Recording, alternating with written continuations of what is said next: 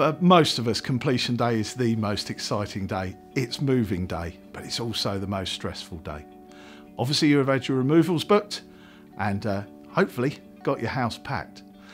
Now, completion normally takes place late morning, early afternoon, and that is when the money is transferred through and the property that you're buying becomes yours, or indeed the property you're selling becomes your buyer's. By this time, hopefully everything you own is in the removal van and on the way to where you're moving. But completion day is the day the money is transferred and the keys are handed over. When you exchange contracts, the completion day will be set at that point.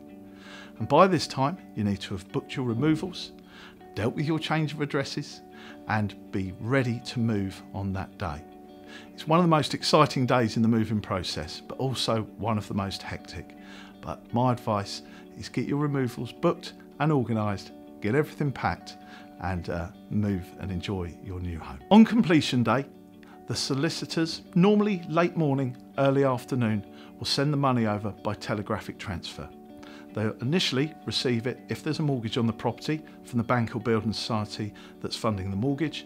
They'll then transfer it over, and in effect the property is then paid for. On exchange of contracts, completion date, moving day, is agreed with all parties. Between exchange and completion, your conveyancer or solicitor will do a lot of work to get ready for this big day. Whilst you're having your removal van packed, they will be transferring the money over, and that's normally done by a telegraphic transfer. If you're buying with a mortgage, the mortgage company will have sent the solicitor the money, and if you're buying without a mortgage, then the solicitor will require that money in their bank account ready for that transfer.